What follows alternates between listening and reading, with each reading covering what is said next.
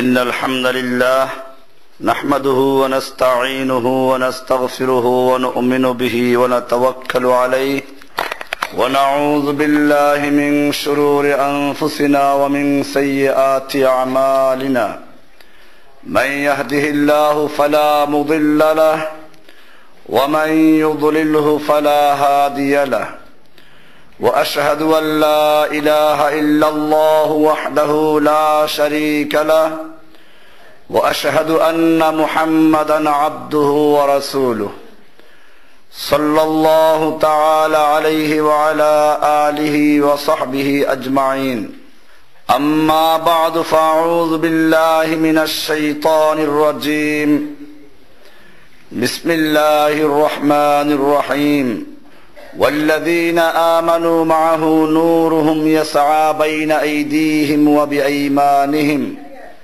يقولون ربنا أتمم لنا نورنا আল্লাহ সুবহানাহু ওয়া তাআলার মহান দরবারে লাখ শুকরিয়া জ্ঞাপন করছি, যিনি আমাদেরকে প্রতি জুমার ন্যায় আজকেও সালাতুল জুমা আদায় করার জন্য মারকাজুল উলুম আল ইসলামিয়ার জামে মসজিদে আসার তৌফিক এনায়েত করেছেন। এজন্য জোরে সোরে বলি আলহামদুলিল্লাহ।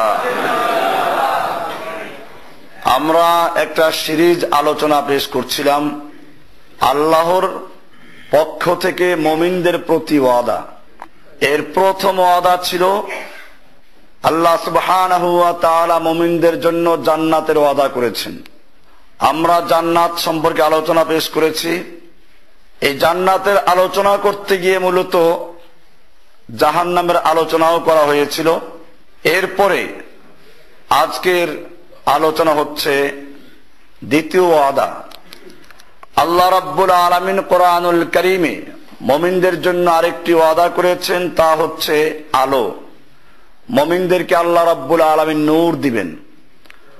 কোরআনুল কারীমে আল্লাহ সুবহানাহু ওয়া তাআলা ইরশাদ করেন, ইয়াওমা তারাল মুমিনিনা ওয়াল মুমিনাতি ইয়াসআ নূরুহুম বাইনা আইদিহিম ওয়া বিআইমানিহিম।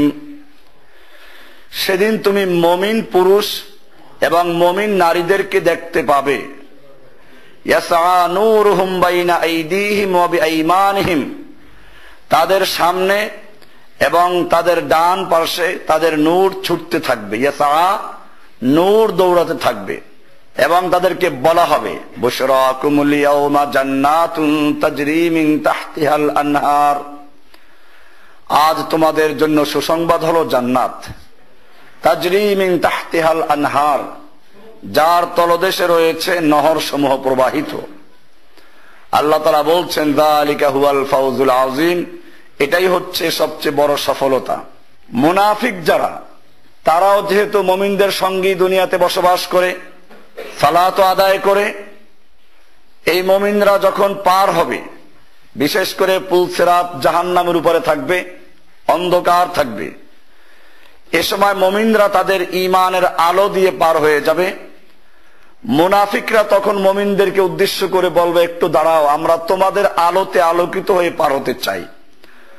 আল্লাহ সুবহানাহু ওয়া তাআলা বলছেন, ইয়াওমা ইয়াকুলুল মুনাফিকুনা ওয়াল মুনাফিকাতু, সেদিন যারা মুনাফিক পুরুষ এবং মুনাফিক নারী তারা বলবে, লিল্লাযীনা আমানু, মুমিনদেরকে তারা বলবে, উনজুরুনা, তোমরা একটু অপেক্ষা করো, আমাদের জন্য একটু দাঁড়াও, অপেক্ষা করো, নাকতাবিস মিন নূরিকুম, আমরা তোমাদের নূর থেকে একটু নূর নিই, একটু আলো লাভ করতে পারি।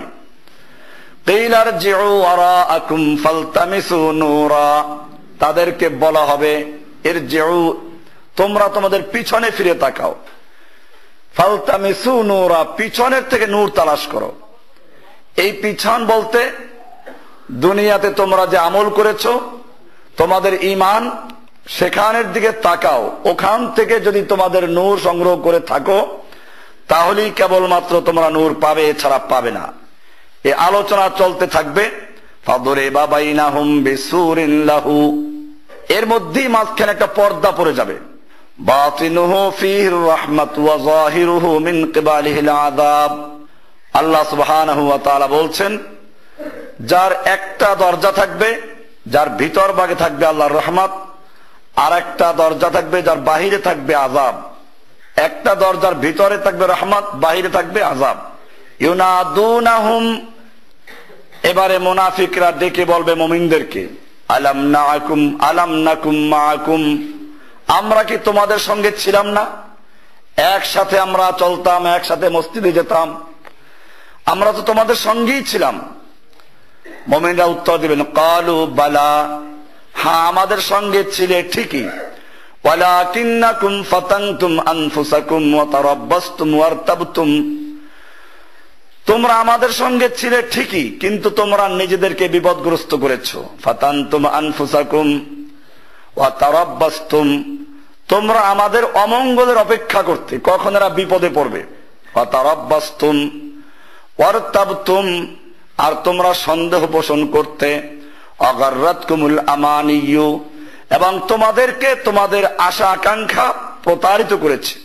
দুনিয়াতে আমরা এই করব সেই করব, এরকম মুমিনদের সঙ্গে থাকলে বিপদে পড়ব, এরকম ভাবে বিভিন্ন আশা পোষণ তোমরা করতে। হাত্তা জাআ আমরুল্লাহ, এই অবস্থায় আল্লাহর নির্দেশ চলে আসলো। আগাররাকুম বিল্লাহিল গরুর, অবশেষে তোমাদেরকে মহাপ্রতারক তোমাদেরকে প্রতারিত করেছে, শয়তান তোমাদেরকে ধোঁকা দিয়েছে, মহাপ্রতারকরা তোমাদেরকে প্রতারণা করেছে। তোমাদেরকে যতই বলা হতো কোরআন এবং সুন্নাহর পথে চলে আসো, তোমরা এটাকে অনুসরণ করতে না, বরং তোমরা তালাশ করতে পার পাওয়ার জন্য অমুককে ধরতে হবে। যেমন এখনো আমরা যতই বলি কোরআন এবং হাদিসকে অনুসরণ করতে হবে, একদল মানুষ দেখবেন তারা বলে থাকে যে না, আমরা পীর ছাড়া কেমনে পার পাবো, মাধ্যম ছাড়া কেমনে পার পাবো। আল্লাহর কালামের কথা এদের কাছে বিশ্বাসযোগ্য নয়। আল্লাহ তাআলা যেখানে পরিষ্কার বলেছেন যে তোমরা যে কোনো বিষয়ে কোরআন এবং হাদিসের দিকে ফিরে আসো, সূরা নিসার 59 নম্বরে বলা আছে, 59 নম্বর আয়াতে, তোমাদের যদি কোনো বিষয় বিতর্ক দেখা দেয়, ফাইন তানাজাতুম ফি শাইইন, যদি তোমরা কোনো বিষয় বিতর্কে লিপ্ত হও, বিবাদ দেখা দেয়, তাহলে কি করবে? কোন বড় পীর সাহেব কি বললেন, কোন বড় লিডার কি বললেন, এটা করবে না। দিন কায়েমের জন্য অনেকেই আন্দোলন করে। এই যে রোড মার্চ হলো কিছুদিন আগে কোন কোন নেতৃত্বে, দেখা গেল ইসলাম কায়েমের জন্য যারা ওদের সঙ্গে জোট করে আছে, তারাও নেত্রীকে এক নজর দেখার জন্য ঘন্টাকে ঘন্টা ব্যানার হাতে নিয়ে দাঁড়িয়েছিল। এই যে বিষয়টা, এরাও কিন্তু নামাজ পড়ে, রোজা রাখে, দিন কায়েমের জন্য আন্দোলন করে। এরকম ভাবে যারা নেত্রীর দর্শন লাভ করলো, নেত্রীর নেতৃত্বে যারা ইসলাম কায়েমের জন্য স্বপ্ন দেখছে, এই লোকগুলো এমনি ভাবে যারা মনে করে আল্লাহকে পাইতে হইলে কোনো মাধ্যম ছাড়া পাওয়া সম্ভব না। আমরা কোরআনুল কারীমের স্পষ্ট আয়াত তাদের সামনে তুলে ধরি। সূরা ইউসুফের 106 নম্বর আয়াতে বলা আছে, ওয়ামা ইউমিনু আকসারুহুম বিল্লাহি ইল্লা ওয়া হুম মুশরিকুন, তাদের বেশিরভাগ লোক ঈমান আনে না, তবে ঈমান আনে শিরক যুক্ত অবস্থায়। সহজ বাংলা করলে এরকম তর্জমা হয় যে বেশিরভাগ লোক ঈমান আনা সত্ত্বেও মুশরিক। এই মুশরিক গুলো কারা? এই মুশরিক কিন্তু হিন্দু না। এই মুশরিক বলতে কোন নাস্তিককে বোঝানো হয় নাই। এই মুশরিক বলতে ওই সমস্ত লোকেরা যারা নামাজও পড়ে, রোজাও রাখে, আল্লাহর প্রতি ঈমানও রাখে, কিন্তু তারা বিশ্বাস করে মসজিদের আল্লাহ একজন, বাইরের আল্লাহ একজন। মসজিদে আল্লাহর হুকুম চলবে, বাইরে চলবে গণতন্ত্রের হুকুম। দিন কায়েমের জন্য রাসূলের তরিকা যথেষ্ট না, গণতন্ত্রের তরিকা যথেষ্ট। আল্লাহকে পাওয়ার জন্য আল্লাহ যথেষ্ট না, সরাসরি আল্লাহকে ডাকলে পাওয়া যাবে না, পীরের মাধ্যম লাগবে। এই দুই দল মানুষই এই একই সাথে অন্তর্ভুক্ত। আবার কেউ আছে একসাথে দুইটাই করে, গণতন্ত্রের কুফরিও করে, পীর মুরিদির শিরকও করে। আছে না এরকম? পীরও আছে, গণতন্ত্র আছে। কেউ আছে শুধু পীর আছে, গণতন্ত্র নাই। এরা হলো ধর্ম নিরপেক্ষ না, ধর্ম নিরপেক্ষ গণতন্ত্রবাদীরা, সেকুলার যারা ধর্ম নিরপেক্ষ। আর একদল আছে রাজনীতি নিরপেক্ষ ধর্ম, রাজনীতি নিরপেক্ষ ধর্ম। এরা আবার ধর্ম নিয়ে আছে, আল্লাহর জমিনে আল্লাহর দিন কায়েমের কোন পরিকল্পনা নেই। এরা মসজিদে আল্লাহর হুকুম চলবে, বাইরের জগতে আল্লাহর হুকুমের কোনো প্রয়োজন নেই। এরা নিজেরা ফখর করে, কারগুজারির মাধ্যমে তারা বলে যে অমুক জায়গায় আমাদের একটা ইন্ডিয়াতে বা আমেরিকাতে বা ইসরায়েলি মনে করেন একটা জনসভা হচ্ছিল, সেখানে গোয়েন্দা বিভাগের লোকেরা ছিল, যে এরা কি করে না করে। তো আলহামদুলিল্লাহ তারা রিপোর্ট করলো যে না, এই লোকগুলো দিয়ে আমাদের কোনো অসুবিধা নেই, এরা হয়তো আসমানের উপরের কথা বলে, নইলে জমিনের নিচের কথা বলে, এরা জমিনের উপরের কথা বলে না। এটা তারা গর্ব করে অহংকারের সাথে এটা তারা বলতে থাকে। আমি এটা পরিষ্কার বলি, আল্লাহর নবীরা যে কাজ করেছেন কোরআনে পরিষ্কার বলা আছে, হুয়াল্লাযী আরসালা রাসূলাহু বিল হুদা ওয়া দীনিল হক লিইয়ুযহিরাহু আলাদ দীন কুল্লি। আল্লাহ তাআলা বলছেন যে তিনি তার রাসূলকে প্রেরণ করেছেন দ্বীনে হক এবং হিদায়াত দিয়ে। কিসের জন্য? লিইয়ুযহিরাহু আই লিয়াগলিবাহু, এই দ্বীনকে বিজয়ী করার জন্য, আলাদ দীন কুল্লিহি, অন্য যত দিন, অন্য যত মতবাদ, অন্য যত ধর্ম, অন্য যত রকমের মন্ত্রতন্ত্র, এই সবগুলোর উপরে ইসলামকে বিজয়ী করার জন্য। এটাই ছিল নবীদের মিশন, এটা নবীওয়ালা কাজ। এটাকে বাদ দিয়ে কোন নবীওয়ালা কাজ হতে পারে না। এরা আফসোস করে বলবে, এদের সম্পর্কে বলা হচ্ছে যে তারা বলবে মুমিনদেরকে, যারা কোরআন এবং হাদিসের উপর অটল, হিকমার নামে কোন কুফরি মতবাদকে গ্রহণ করতে পারে না। আজকে যখনই আমরা বলি আল্লাহর রাসূল সাল্লাল্লাহু আলাইহি ওয়াসাল্লাম দ্বীন কায়েমের জন্য রুট বয়ান করেছেন, এই হাদিস তারাও মানে, আমরুকুম বিখামসিন, আমি তোমাদেরকে 5টা কাজের আদেশ করছি, আল্লাহু আমারানি বিহিন্না, ওই 5টা কাজের জন্য আল্লাহ আমাকে আদেশ করেছেন। সে 5টা কি কাজ? অনেকেই জিজ্ঞেস করে দ্বীন কায়েমের জন্য তাহলে আপনি কি বলবেন? আমি আবার মন গড়া কি বলবো? আমরা মন গড়া কিছু বলি না, আল্লাহর রাসূল যা বলেছেন তাই বলি।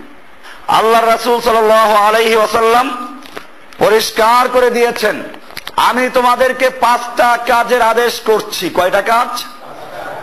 বিল জামাআহ, 1 নাম্বার কাজ হলো আল জামাআহ, মুসলিম জাতিকে ঐক্যবদ্ধ হতে হবে। কোরআনুল কারীমে আল্লাহ সুবহানাহু ওয়া তাআলা বহু জায়গায় বলেছেন, ওয়াতাসিমু বিহাবলিল্লাহি জামিআন ওয়া লা তাফাররাকু আন আকিমুদ্দীন ওয়া লা তাতাফাররাকু। আল্লাহ তাআলা বলছেন, ওয়াতাসিমু বিহাবলিল্লাহি জামিআন, তোমরা আল্লাহর রজ্জুকে শক্তভাবে ধারণ করো, জামিআন, ঐক্যবদ্ধভাবে। আজকে যারা গণতান্ত্রিক প্রক্রিয়ায় দ্বীন কায়েম করছেন, তারা কি আল্লাহর এই নির্দেশ মানছেন? বাংলাদেশে ইসলামী ঐক্য জোট আছে 5-6টা। কয়টা? তাহলে কি ঐক্য? আল্লাহর হুকুম মানছেন। আল্লাহ তাআলা বলছেন, আন আকিমুদ্দীন ওয়া লা তাতাফাররাকু। আল্লাহ তাআলা নবীদেরকে হুকুম করেছেন, মুসলিমদেরকে হুকুম করছেন, তোমরা দ্বীন কায়েম করো, ওয়া লা তাতাফাররাকু, কিন্তু খবরদার তোমরা বিচ্ছিন্ন হইও না। কে নির্দেশ করেছেন? আমরা বললাম বিভিন্ন দল করতে হবে। গণতন্ত্রের কাজ কি? দল তৈরি করা। একটা সরকারি দল, অনেকগুলো বিরোধী দল, এই বিরোধী দলের মধ্যে একটা প্রধান বিরোধী দল, এগুলো তো তাফরিক করা আছে। এরপরে এটা মনে রাখতে আমরা বহুবার আলোচনা করেছি যে গণতন্ত্র একটা আলাদা ধর্ম, এর আকীদাগত বিষয় আছে, আমলগত বিষয় আছে।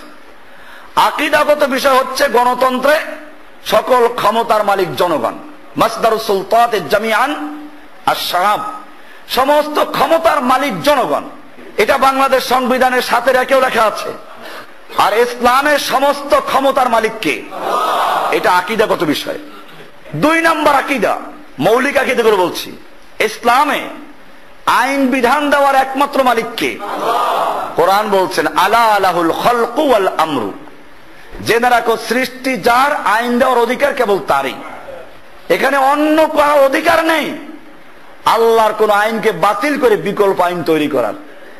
মানুষ আইন তৈরি করতে পারে যেগুলো আল্লাহর বিধানের সাথে সাংঘর্ষিক না, অথবা আল্লাহর বিধানের বিকল্প নয়, বরং মনে করেন কারেন্টের বিল কত হবে ইউনিট প্রতি, এরকম ভাবে রাস্তার ট্যাক্স কি হবে, এসব বিষয়গুলো যদি মানুষ নির্ধারণ করে করবে।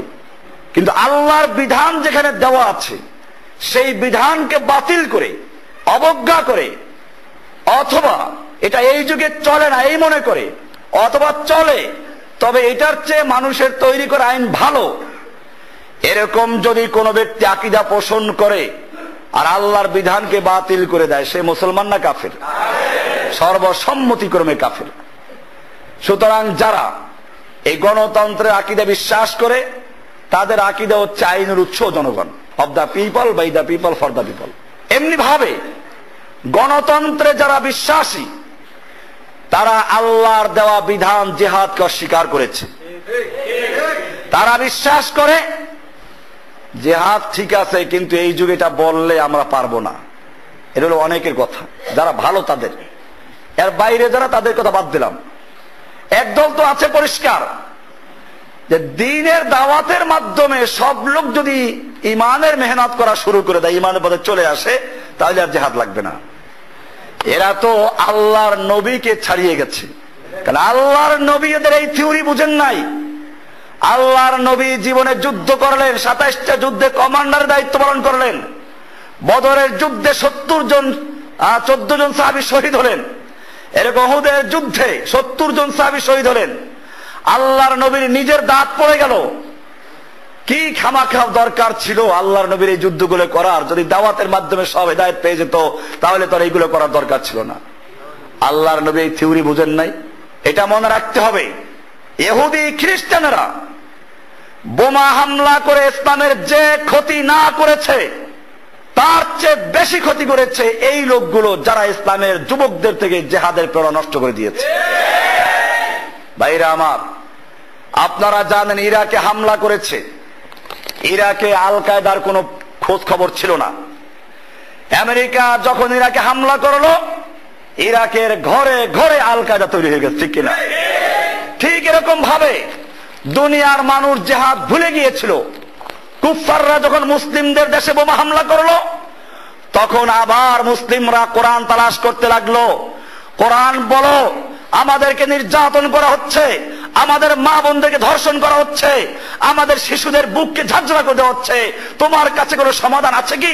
কোরআন বলছে হ্যাঁ সমাধান আছে, তোমরা অস্ত্র ধরো, যুদ্ধ করো। মুসলিমরা সেই কোরআনের সমাধান নিয়ে যুদ্ধে ঝাঁপিয়ে পড়েছে। কাজে বোমা হামলায় ক্ষতি হয়েছে আমাদের? বোমা হামলায় কোনো ক্ষতি হয় নাই। ক্ষতি করলো কারা? যারা মুসলমান দাবি করে কিন্তু বলে যে জিহাদ দরকার নাই, অসির যুদ্ধ ত্যাগ করো, মসির যুদ্ধ ধারণ করো। কি সুন্দর স্লোগান নিয়েছে। ভাইরা আমার, আল্লাহ রাব্বুল আলামিন কোরআনুল কারীমের প্রায় 500 আয়াত নাজিল করেছেন কিতালের জন্য, জিহাদের জন্য। মুজাহিদিনদের ঘোড়ার আলোচনা কোরআনে আছে। ওয়াল আদিয়াতে দবহান, কিসের আয়াত এটা? ওয়াল আদিয়াতে দবহান। আল্লাহ তাআলা বলেছেন ওই সমস্ত ঘোড়ার কসম যেই ঘোড়াগুলো ঊর্ধ্বশ্বাসে দৌড়ায়। কি পীর সাহেবের হাদিয়ার তোফার বোঝা নিয়ে দৌড়ায়? ওয়াল আদিয়াতে দবহা, ওই সমস্ত ঘোড়ার কসম যেগুলো ঊর্ধ্বশ্বাসে দৌড়ায়। ফাল মুরিয়াতে কদহা, এত জোরে দৌড় দেয় যে দৌড়ের খুরের আঘাতে পাথরের সঙ্গে আঘাত লেগে অগ্নিস্ফুলিঙ্গ বের হয়ে যায়, সেই ঘোড়ার কসম। ফাল মুগীরাতি সুবহা, অতঃপর তারা সকাল, সুবহান মানে কি? সুবাহ, সকালবেলা গিয়ে মুগীরাত একবারে ওলটপালট করেছে, হামলা করে। এরপরে আল্লাহ বলছেন ফাওয়াসাতনা বিহি জামা, এরপরে সেই ঘোড়াগুলো শত্রুদের ভিড়ের মধ্যে ঢুকে পড়ে। আল্লাহ তাআলা এই ঘোড়ার কসম করে বলছেন। তাহলে বোঝা গেল। এরপরে আল্লাহ বলছেন ইন্নাল ইনসানা লিরাব্বিহি লাকানুদ, নিশ্চয় মানুষ তার রবের বড় অকৃতজ্ঞ। ঘোড়া একে মানুষ সৃষ্টি করে নাই, ঘোড়ার সৌন্দর্য মানুষ দেয় নাই, খালি একটু লালন পালন করে কয়েকটা ঘাস খেতে দেয়। এ কারণে ঘোড়া তার মনিবের এত আনুগত্য করে, মনিবের হুকুমে সকালবেলা সে দৌড়ায়, খুরের আঘাতে অগ্নিস্ফুলিঙ্গ বের করে, শত্রু সেনার মধ্যে ঢুকে হামলা করে। তার জীবনের কোনো পরোয়া নাই, মনিবের হুকুম মানানোর জন্য সে ঝুঁকে পড়ল। আর মানুষকে আমি সৃষ্টি করলাম, সুন্দর রূপ দিলাম, মানুষকে শক্তি দিলাম, জ্ঞান দিলাম, আকল দিলাম, বুদ্ধি দিলাম, কোরআন দিলাম, হাদিস দিলাম। এরপরেও মানুষ আমার হুকুম থেকে তারা সরে যায়, তারা জিহাদকে এই যুগে চলে না, হিকমার পরিপন্থী, আমরা খুব সহজে দিন কায়েম করে ফেলবো, এইভাবে পরিবর্তন করে আল্লাহ সেজন্য তিরস্কার করেছেন যে ঘোড়ার চেয়েও খারাপ এগুলো। এই সূরার অর্থটা কি? আল্লাহ ঘোড়ার আলোচনা করে কেন আবার মানুষের প্রসঙ্গ আনলেন? আল্লাহ ঘোড়া দিয়ে মানুষকে চ্যালেঞ্জ করলেন যে ঘোড়ার চেয়েও এই মানুষগুলো নিকৃষ্ট। ঘোড়া একটা পশু, ওর জান্নাতের গ্যারান্টি নেই। আল্লাহ তাআলা মানুষদেরকে জান্নাতের গ্যারান্টি দিয়েছেন। এজন্য বলছিলাম কিয়ামতের মাঠে যারা সত্যিকার মুমিন, এদের সামনে নূর থাকবে, আলো থাকবে, আলো, ঈমানের আলো। এই আলো মুনাফিকরা পাবে না, এই আলো মুশরিকরা পাবে না। এজন্য তারা মুমিনদেরকে ডেকে ডেকে বলবে, একটু দাঁড়াও, আমরা তোমাদের আলো থেকে একটু আলো নেই। এর মধ্যে পর্দা পড়ে যাবে। আল্লাহর রাসূল সাল্লাল্লাহু আলাইহি আল্লাহ তাআলা আরো বলেন সূরা তাহরিমের 8 নম্বর আয়াত, আগেটা ছিল সূরা হাদীদের 12 থেকে 14 নম্বর আয়াত। সূরা তাহরিমের 8 নম্বর আয়াত আল্লাহ বলছেন, ওয়াল্লাযীনা আমানু মাহু নূরুহুম ইয়াসা বাইনা আইদিহিম ওয়া বিআইমানিহিম। যারা মুমিন তাদের সামনে এবং তাদের ডান দিকে নূর দৌড়াতে থাকবে, বাম দিকে অন্ধকার থাকবে। আইমানিহিম বলতে আসলে মুমিনদের সবসময় কিয়ামতে বা জান্নাতে ডান দিকই থাকবে, দুইটাই ডান দিক, কোনো বাম দিক থাকবে না। এই জন্য এখানে আইমান উল্লেখ করা হয়েছে। ইয়াকুলুনা রাব্বানা আতমিম লানা নূরানা। মুমিনরা বলে, আল্লাহ আমাদের নূরকে আরো পূর্ণ করে দাও। তো নূর পূর্ণ হবে কোত্থেকে? ঈমান যত পূর্ণ হবে নূর তত পূর্ণ হবে। ঈমান যত শক্তিশালী হবে নূর তত তেজস্ব হবে। এমনি ভাবে রাসূল আকরাম সাল্লাল্লাহু আলাইহি ওয়াসাল্লাম সাহাবায়ে কেরাম জিজ্ঞেস করলেন যে ইয়া রাসূলুল্লাহ, কিয়ামতের মাঠে আপনি কেমনে চিনবেন? কাইফা তারিফু উম্মাতাকা মিন বাইনিল উমাম। আল্লাহর রাসূল সাল্লাল্লাহু আলাইহি ওয়াসাল্লাম বলছেন, ক্বালা গুররুন মুহাজ্জালুনা মিন আসারিল উযু। আল্লাহর রাসূল সাল্লাল্লাহু আলাইহি ওয়াসাল্লাম বলছেন, আমার উম্মতের উযুর স্থানগুলো চমকাতে থাকবে, আলোকিত হতে থাকবে, নূর পাবে তারা। আব্দুল্লাহ ইবনে মাসউদ রাদিয়াল্লাহু তাআলা আনহু থেকে এই আয়াতের ব্যাখ্যা, ইয়াসা নূরুহুম বাইনা আইদিহিম ক্বালা আলা কদরি আমালিহিম ইয়ামুরুনা আলা সিরাত। মুমিনরা তাদের আমল অনুযায়ী পুলসিরাতের উপর অতিক্রম করে, পুলসিরাত পার হবে। মিনহুম মান নূরুহু মিসলুল জাবাল।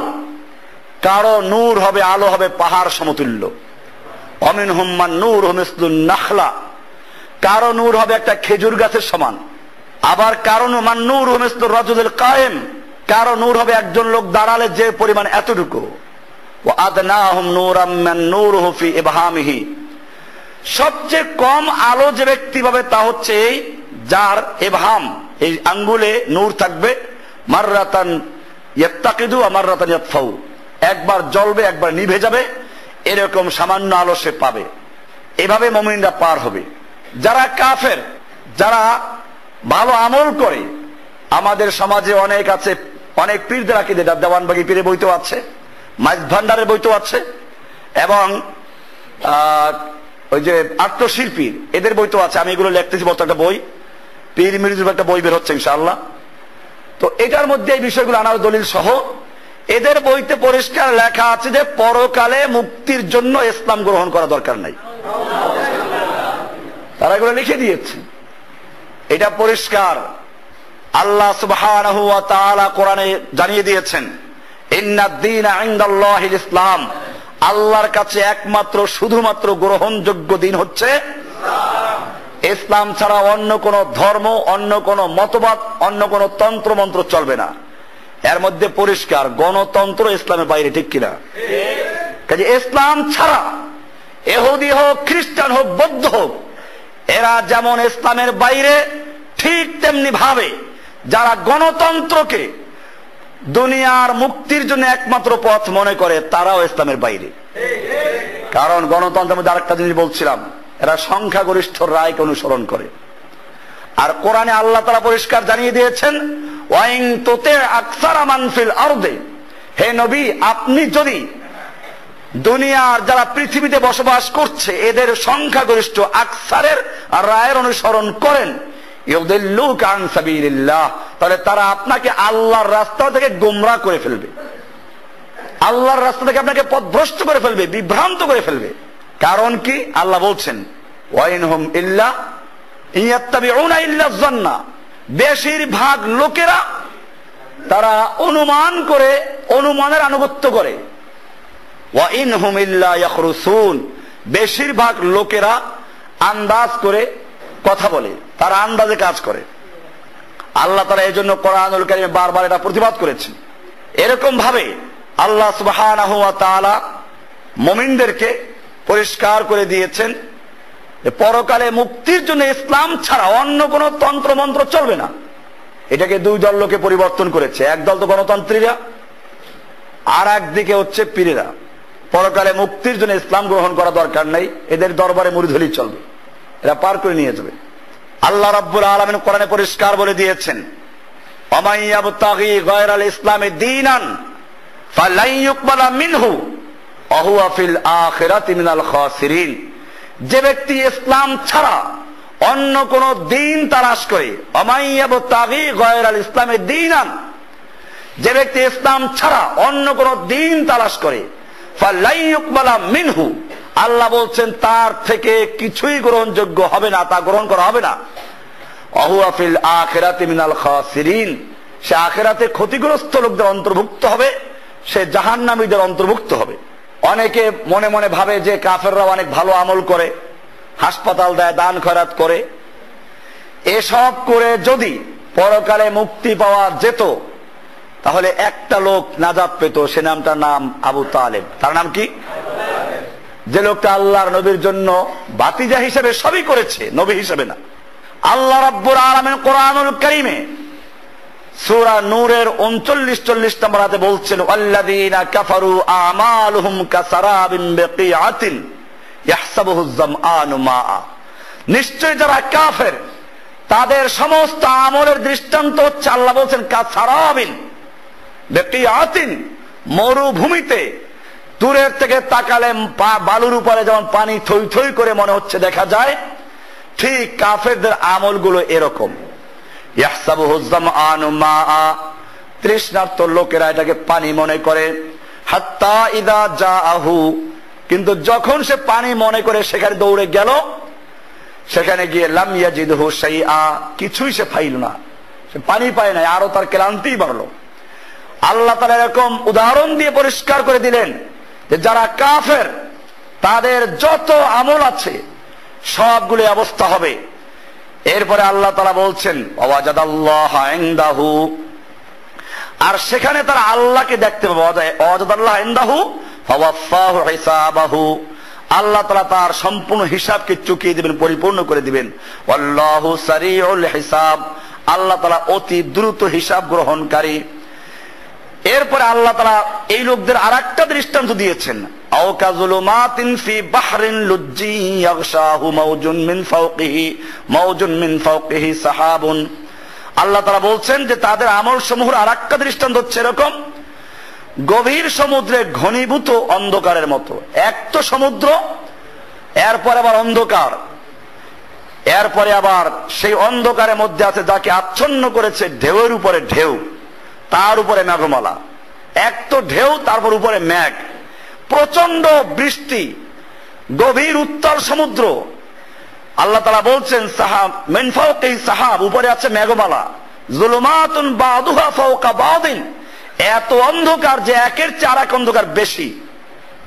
ইয আখরাজা ইয়াদাহু, যখন সে হাত বের করে নিজের হাত পর্যন্ত দেখতে পায় না, এত অন্ধকার। লাম ইয়াকাদ ইয়ারাহা, আল্লাহ তাআলা বলছেন কাফেরদের অবস্থা হবে এরকম, তাদের কোনো আমল কোনো কাজে আসবে না, কোনো নূর তৈরি করতে পারবে না। এরপরে আল্লাহ তাআলা বলছেন ওয়ামান লাম ইয়াজআলিল্লাহু লাহু নূরান ফামা লাহু মিন নূর ওয়ামান লাম ইয়াজআলিল্লাহু লাহু নূরান। আল্লাহ তাআলা যার জন্য নূর দেন না, আল্লাহ তাআলা যার নূরের ব্যবস্থা করবেন না, তার জন্য কোনো নূর নাই, তার কোনো আলো নাই। আলো দেওয়ার মালিক কে? কাজে এখানে কোনো পীরের আলো বা কোন রাজনৈতিক নেতা নেত্রীর আলো এটা কোনো কাজে আসবে না। এই জন্য নিজের আলোর ব্যবস্থা নিজেই করতে হবে। ইবনে আব্বাস রাদিয়াল্লাহু তাআলা আনহু এই আয়াতের ব্যাখ্যা করতে গিয়ে বলেছেন, আইমান লাম ইয়াহদিহিল্লাহু ফাহুয়া হালিকুন জাহিলুন হায়রুন বাইরুন কাফিরুন। যে ব্যক্তিকে আল্লাহ তাআলা হেদায়েত না দিবেন, এই নূর বলতে হেদায়েতের নূর, ঈমানের নূর, আল্লাহ যাকে নূর না দিবেন সে ব্যক্তি জাহেল থাকবে, বিভ্রান্তির মধ্যে থাকবে, কাফের হবে। সে ব্যক্তি আল্লাহর কাছে কোনো মতে পার পাবে না। কোরআনুল কারীমে সূরা আরাফের 186 নম্বর আয়াত দিয়ে দলিল পেশ করেছেন, ওয়ামান ইউদ্লিলিল্লাহু ফালা হাদিয়া লাহ, আল্লাহ তাআলা যাকে গোমরাহ হতে দেন তার কোনো হেদায়েতকারী নাই।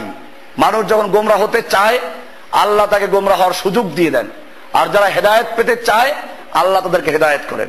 মুমিনদের জন্য দ্বিতীয় নাম্বার যে ওয়াদা আল্লাহ করেছেন তা ছিল মুমিনদেরকে আল্লাহ তাআলা কিয়ামতের মাঠে নূর দিবেন, যে নূরের মাধ্যমে তারা গভীর অন্ধকার পার হয়ে আলোর পথে দিশা পাবেন, তারা পার পেতে পারবেন।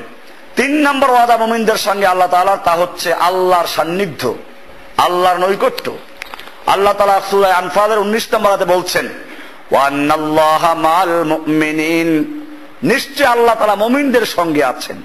আল্লাহ তাআলা মুমিনরা আল্লাহর সান্নিধ্য পাবে, এটা আল্লাহর ওয়াদা।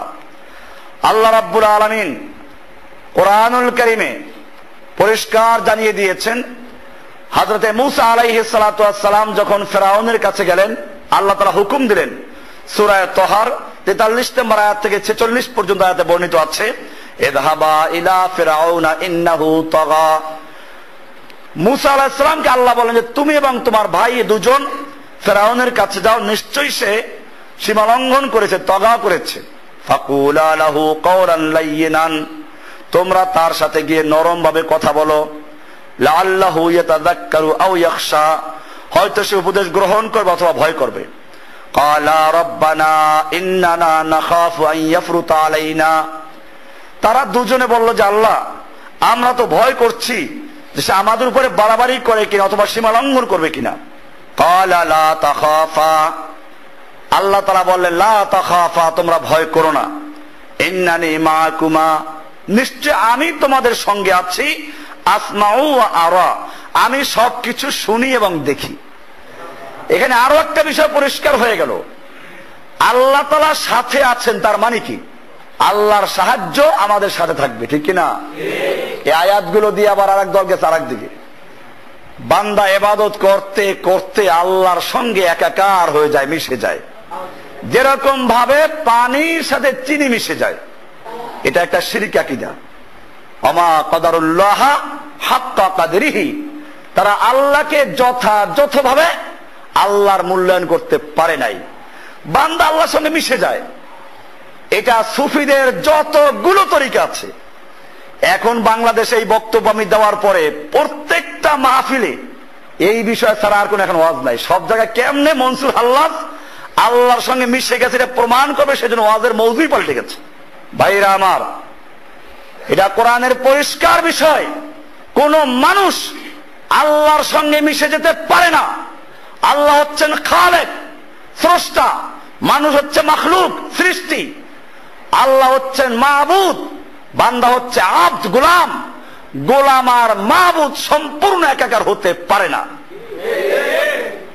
এই জন্য মনে রাখতে হবে মনসুর হাল্লাজ কি বলল আর মাওলানা রুমি সাহেব কি বললেন, এই দিয়ে দলিল পেশ করে। এখন মসনবী শরীফে আছে, দলিল দেয় কি দিয়ে? মসনবী, নামটাও ভালো করে বলতে পারে না। ম কোন শব্দ আছে নাকি? হয়তো মাসনবী নাহলে মুসনবী একটা বলো, শুদ্ধ হলো মাসনবী, আর বলতে না বলে ভুল বললে মুসনবী বলো। নামটা পর্যন্ত গলত বলে। আমরা বলি মাসনবী না, অন্য কোন ব্যক্তি যদি বলে থাকে এই মাসনবী শরীফ, এটা কোরআন না হাদিস না, এটা কবিতার বই। এই কবিতার বই দিই এই জাতির আকীদাকে সম্পূর্ণ ধ্বংস করেছে।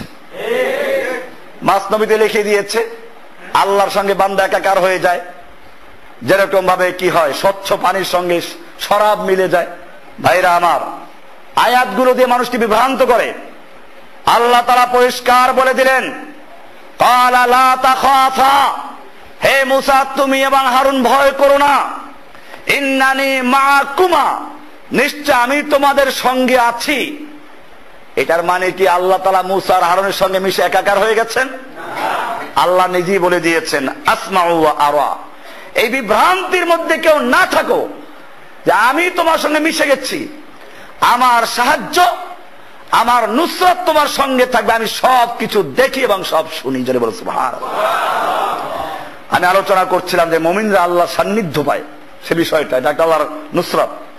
কোরআনুল কারীমে আরেকটা আয়াতে বলা হয়েছে মূসা আলাইহিস সালাতু ওয়াস সালাম সম্পর্কে, যখন ফেরাউনের বাহিনী তাকে ধরে ফেললো, প্রায় কাছাকাছি চলে গেল। কোরআন বলছে সূরা শুআরা 61 থেকে 63 নম্বর আয়াত, এখানে পরিষ্কার আল্লাহ তাআলা জানিয়ে দিচ্ছেন, ফালাম্মা তারা আল জামাআনে, যখন উভয় দল পরস্পরকে দেখলো, একদিকে মূসার বাহিনী আর একদিকে ফিরআউনের বাহিনী যখন একে অপরকে দেখতে পেল, ক্বালা আসহাবু মূসা, মূসার সঙ্গীরা বলল, ইন্না লামুদরাকুন, আমরা তো অবশ্যই ধরা পড়ে যাব, আমরা তো ধরা পড়ে গেলাম।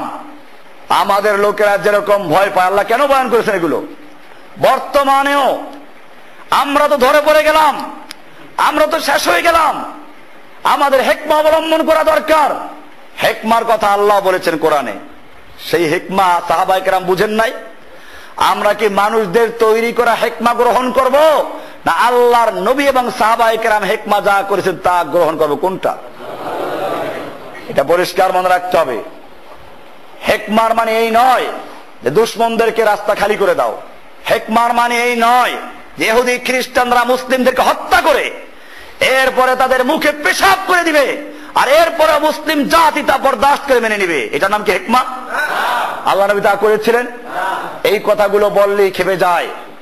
ওই যে পোস্টার দেখলাম হ্যান্ডবিল আছে সারা ঢাকাতে আমার বিরুদ্ধে, যে উনি বলেন পীর মুরিদির বায়াত নাই। আমি ঠিকই বলি, কোরআন থেকে দলিল পেশ করে পীর মুরিদির বায়াত আছে। আমি তোমাদেরকে স্পষ্ট বলতে চাই, কোরআন পড়ো। আল্লাহর নবী বায়াত নিয়েছিলেন, ওই বায়াতের বিষয়টা কি ছিল ভালো করে জানো। আল্লাহর নবীর কানে যখন খবর আসলো ওসমানকে বন্দী করা হয়েছে বা হত্যা করা হয়েছে, আল্লাহর নবী ওসমানকে মক্কায় পাঠিয়েছিলেন, আমরা উমরা করতে এসেছি, হজ করতে এসেছি, আমরা যুদ্ধ করতে আসি নাই, আমাদের জন্য সুযোগ করে দাও, আমরা চলে যাব। মক্কার লোকেরা ওসমানকে বন্দী করলো, খবর ছড়িয়ে দিল ওসমানকে হত্যা করা হয়েছে। আপনারা জানেন আল্লাহর নবীর কানে যখন এই খবর পৌঁছে গেল ওসমানকে হত্যা করা হয়েছে, আল্লাহর নবী তখন কোন হিকমার কথা বলেন নাই। আল্লাহর নবী এই চিন্তা করেন নাই আমরা যদি আজকে যুদ্ধের ঘোষণা করি, আমরা এই কয়জন লোক মক্কার এখানে এসে মারা যাব, আমরা কৌশল অবলম্বন করি, রাতের আধারে পালিয়ে যাই, আত্মগোপন করি। আল্লাহর নবী এই সব রাস্তায় না গিয়ে আল্লাহর নবী নিজের তাঁবুর থেকে বের হয়ে আসলেন, জোরে ডাক দিলেন, ইয়া সাহাবা শাজারা, ওহে গাছের নিচে অবস্থানকারী সাহাবীরা চলে আসো, আমার কাছে খবর পৌঁছেছে আমার ওসমানকে হত্যা করা হয়েছে। আমি হাত রেখে দিলাম, আমার হাতের উপর হাত রেখে বায়াত করো, অঙ্গীকার করো, যতক্ষণ পর্যন্ত ওসমান হত্যার বদলা নিতে গিয়ে হয়তো গোটা মক্কা বিজয় করে ছাড়ব অথবা সকলেই শহীদ হয়ে যাব, একটা প্রাণীও মদিনায় ফিরে যাব না। কে কে রাজি আছে? একজন মুমিনের কি মূল্য, একজন মুমিনের কি দাম, একজন মুমিনের জন্য আল্লাহ নিজের জীবনকে উৎসর্গ করছেন, 1400 সাহাবায়ে কেরাম উৎসর্গ করছেন। এই বায়াত কোন পীর মুরিদি বায়াত ছিল না। এটা বলতে পারতো যদি এর ব্যাখ্যা আমরা সাহাবাদের না পেতাম। বুখারীর কিতাবুল মাগাজি খুলে দেখুন, লেখা আছে সাহাবায়ে কেরাম কবিতা পড়তে লাগলেন, যার মাধ্যমে পীরদের মুখোশ উন্মোচন করে দিলেন। সাহাবায়ে কেরাম পরিষ্কার করে দিয়েছেন, নাহনুল্লাযীনা বায়াউ মুহাম্মাদা আলাল জিহাদে মা বাকিনা আবাদা, আমরা সে জাতি যারা আল্লাহর নবী মুহাম্মাদের হাতে হাত দিয়ে বায়াত করেছি, আমরা লড়াই করে যাব, যুদ্ধ করে যাব, যতক্ষণ পর্যন্ত আমাদের দেহের সঙ্গে রূহ থাকবে। আলাল জিহাদে মা বাকিনা আবাদা। এই বায়াত কোন চিশতিয়া কাদরিয়া বায়াত ছিল না, এই বায়াত কোন তরিকার বায়াত ছিল না, এই বায়াত কোন গণতন্ত্রের দলের বায়াত ছিল, ঠিক কিনা? বুঝতে হবে আমাদেরকে, দুই দল মানুষেরা যুগে যুগে সর্বনাশ করেছে, আজকেও তাই হচ্ছে। বায়াত হয়ে গেল, এই বায়াতের কথা কোরআনে আছে। আজকে যারা বায়াত দিয়ে বিভ্রান্ত করছে আপনাদেরকে বলে দেয়, আপনারা পরিষ্কার তাদেরকে জানিয়ে দিবেন বায়াত তো আছে, তবে কিসের বায়াতটা ভালো করে পড়ো। খালি বায়াত আছে না, এই বায়াতে আল্লাহ তাআলা খুশি হয়েছেন। কুরআনুল কারীমের সূরা আল ফাতহ এর 18 নম্বর আয়াত আল্লাহ বলছেন, লাকাদ রাদিয়াল্লাহু আনিল মুমিনিন ইয ইউবাইউনাকা তাহতাশ শাজারা। আল্লাহ তাআলা মুমিনদের প্রতি সন্তুষ্ট হয়েছেন যখন তারা আপনার কাছে বায়াত দিচ্ছিল গাছের নিচে বসে। খালি বায়াত না, বায়াত যে গাছের তলায় বসে হয়েছিল গাছের আলোচনাও আছে। কম বলো কোনো বেশি বলো, খালি বায়াতের আলোচনা কোরআন আছে তা না, বায়াত যে গাছের তলে বসে আল্লাহ রাসূল করেছে গাছের আলোচনা পর্যন্ত আল্লাহ তাআলা কোরআনে উল্লেখ করেছেন, ঠিক কিনা? এরপরে শুধু এ পর্যন্তই না, আল্লাহ তাআলা আরো ক্লিয়ার করে দিয়েছেন সূরা তওবার 10 নম্বর আয়াতে। আল্লাহ তাআলা বলছেন, ইন্নাল্লাযীনা ইউবাইউনাকা ইন্নামা ইউবাইউনাল্লাহ, নিশ্চয়ই যারা আপনার কাছে বায়াত দিচ্ছে, আপনার হাতের উপর হাত রেখে অঙ্গীকার করছে, বায়াত করছে, এরা আপনার সঙ্গে বায়াত করছে না। ইন্নামা ইউবাইউনাল্লাহ, নিশ্চয়ই তারা আল্লাহর কাছে বায়াত করছে। এরপরে আল্লাহ বলছেন, ইয়াদুল্লাহি ফাওকা আইদিহিম, তাদের হাতের উপরে স্বয়ং আল্লাহর নিজের হাত ছিল। বায়াত তো আছে, আমরাও বলি সেই বায়াতের মানে কি? সেই বায়াত কি পীর মুরিদি বায়াত ছিল? এই বায়াত কি চিশতিয়া সাবরিয়া তরিকার বায়াত ছিল? আর আমার নামে একটা কথা ছড়ায়, উনি বলেছেন সব পীরদের কতল করতে হবে, পুরো কথাটা বলে না। আমার কথা না এটা। এই কথার বিরুদ্ধে যদি কারো প্রতিবাদ থাকে, সেই প্রতিবাদ মুফতি জসিমউদ্দিন রহমানের বিরুদ্ধে নয়, সেই প্রতিবাদ স্বয়ং আল্লাহর রাসূলের বিরুদ্ধে। কারণ কথাটা আমার না, আল্লাহর রাসূল সাল্লাল্লাহু আলাইহি ওয়াসাল্লাম বলেছেন, যদি সন্দেহ হয় না পাও তাহলে আমাকে জিজ্ঞেস করো। হাদিস তো তোমরা পড়েছো, ওই অংশ বাদ দিয়ে ভালো করে পড়ো। মুসলিম শরীফের বাবুল ইমারা ওয়াল কাযা, মিশকাতে হাদিসটা আছে বাবুল ইমারাত ওয়াল কাযার ভিতরে। আন আবি সাঈদ আল খুদরি রাদিয়াল্লাহু তাআলা আনহু قال قال رسول الله صلى الله عليه وسلم اذا بوعي لخليفتين فاقتلوا الاخر منهما। ভাইরা আমার, এখানে লিখেছে, উনি বলেছেন সব পীরদেরকে হত্যা করতে হবে। পীরদেরকে হত্যা করতে আমি বলছি? আল্লাহর রাসূল সাল্লাল্লাহু আলাইহি ওয়াসাল্লাম বলেছেন। আবু সাঈদ খুদরি রাদিয়াল্লাহু তাআলা আনহুর থেকে বর্ণিত, আল্লাহর রাসূল সাল্লাল্লাহু আলাইহি ওয়াসাল্লাম বলছেন, ইযা বুইয়া লিখলিফাতাইন। ভাইরা আমার, আল্লাহর রাসূল সাল্লাল্লাহু আলাইহি ওয়াসাল্লাম বলেছেন, ইযা বুইয়া লিখলিফাতাইন, যখন দুইজন খলিফার বায়াত নেওয়া শুরু হয়, একজন খলিফা থাকা অবস্থায় আরেকজন খলিফার বায়াত নেওয়া শুরু হয়, আল্লাহর রাসূল সাল্লাল্লাহু আলাইহি ওয়াসাল্লাম হুকুম করছেন, ফাকতুলুল আখিরা মিনহুমা, ওদের দ্বিতীয় জনকে, যে আগে আছে তাকে রেখে পরেরগুলো সব কতল করে দাও। এখন যদি হাদিসটা খুঁজে না পায়, সে আমার কাছে আসবে, হাদিসটা পাইলাম না, তাহলে আমার কথা হবে এটা। আর যদি এটা আল্লাহর রাসূল সাল্লাল্লাহু আলাইহি ওয়াসাল্লাম বলে থাকেন, আর এর পরে কেউ প্রশ্ন করে, সেই প্রশ্ন আমার বিরুদ্ধে নয়, সেই প্রশ্ন স্বয়ং আল্লাহর নবী মুহাম্মদ সাল্লাল্লাহু আলাইহি ওয়াসাল্লামের বিরুদ্ধে, ঠিক কিনা? আল্লাহর নবী অর্ডার করেছেন, ইযা বুইয়া লিখলিফাতাইন, যখন একজন খলিফা থাকা অবস্থায় আর একজন খলিফার বায়াত নেওয়া হয়, তোমরা দ্বিতীয় জনকে কতল করে ফেলো। এই হাদিস সব কিতাবে আছে, সহিহ হাদিস, সনদে কোনো দুর্বলতাও নাই।